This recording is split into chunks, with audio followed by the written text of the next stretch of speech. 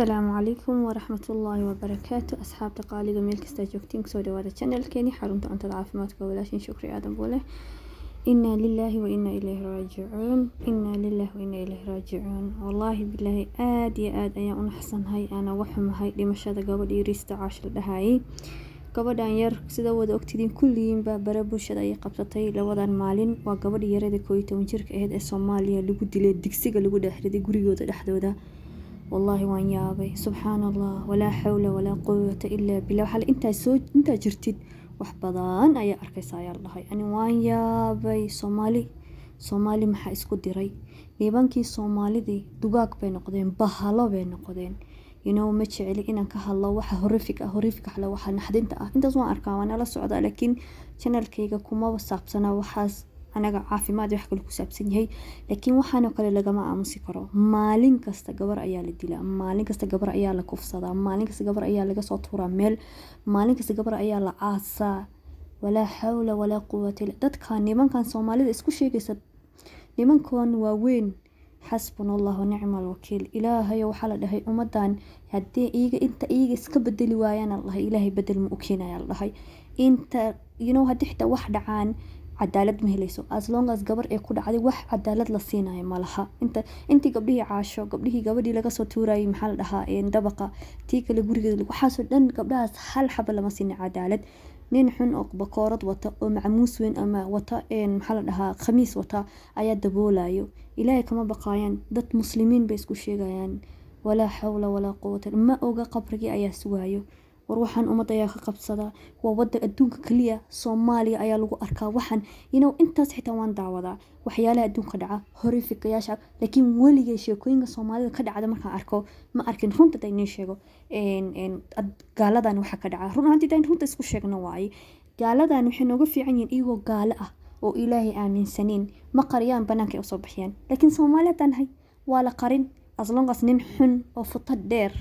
oo candho weyn uu sameeyay waxaas waa loo qarinayaa hadda gabadhan yar reerkeeda lagu dhex dilay laakiin chaniska 80% 80kii waxay tusaysaa in gabadhaas la farxumay oo la dilay saas waay wax kale ma jirto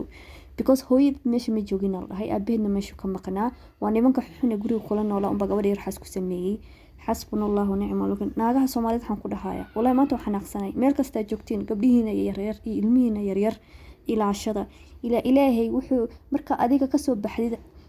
isku daydid wuxuu Ilaahay mas'uuliyadii uu ku saaray wixii dhacay qadarka uu naga weyn yahay qadar Allah ma shaa facala waa run waa inaan aqbalno way dad muslimiin laakiin dadaalkii marka la imaadid maanta Ilaahay ku garab qaranaya nimankan guriyaha lagu soo xareysanayo in adeerka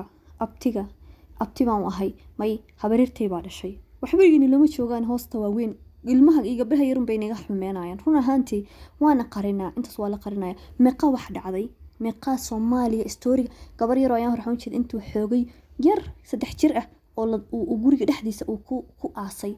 xasbunallahu wa ni'mal wakiil wala hawla wala quwwata illa billah inna lillahi wa inna ilayhi raaji'uun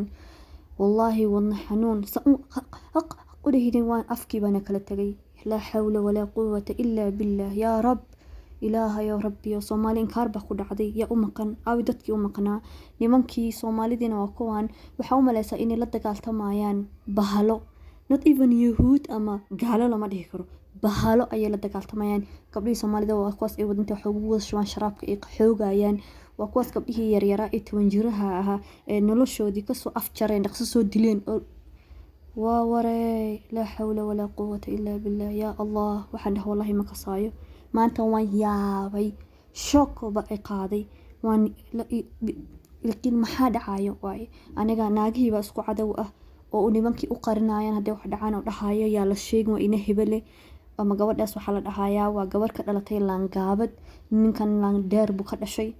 ilaahayo musiibooyinkan dhacayaan ka magan galnay ilaahayo kuwaas dadka saas ku sameynay ka qabo cudur la aqoonin u keen si degdeg adduunka waxa la aqoonin ilaahayo u keen dhameeya because dadkii way dhibeen gabdhihii dhameeyeen oo dumarkii way dhamaadeen si oo dhamaanay u oynay maalin mid loo xoogay maalin mid lagu riday digsi dhamaadeen ilaahay rabbi wax adan ku dacwoonina wax kale dacwoono ma ka sayno wax kale dhaho ma ka sayrun ahaantii shock baan ku jiraa afkiiba ay qalalay maalin kasta news ku gabar baa laga hadlaa nin laga ma hadlo foto dheer waa gabar baa laga hadlaa xasbunallahu wa ni'mal wakiil yaa rabbi yaa allah, ilaa cudur la aqoonin, ilaa wax la aqoonin kurig, waxa dadka dhibay, hablihii dhameeyey, dumarkii wada cirib jabeen. waxaa arkaysa dumar baa kaligeed caruurta la jabayso, la kacayso, la hoogaysa, meel kasta la oynaysa. nimankii xumaa iftada dheeraana qololkay ku jiraan ama waxba ma qabsadaan, waa wada loser good for nothing, waa waxay yihiin ma laha run ahaantii. weligeenu nin cayna ma la arkin, nin wana dhalay wana nala dhasheen, laakiin hadda waxay yihiin runta la isku sheegayaa. gabdhii way dhamaadeen, walaa xawla walaa quwwata illaa billah. ilaahoo dhameey kuwa dadka waxaas ku sameynaya musiibooyinkaas, cudur la aqoonin ilaahayow, intaas waxaa leedahay ilaahayow, askar la arkin ilaahayow, kuwada dir hala dhameeyo. wax kaloo dhahna ma qasin, aamiin dhaha, because waan yaabay, shock baan ku jiraa, waan shoogay. acuudu billaahi min ashaydaani rajiim. inaa lila soomaaliya wax u maqan malaha, maalin kasta mid ka daran baa la maqlaya, story kada naga shoogsan baa maqlaynaa. ilaahay baan ka magan galnay, ilmihiina ilaasadan baa intaas baan kusii guda baxay, wax kaloo dhaho maba kasaaya run ahaantii.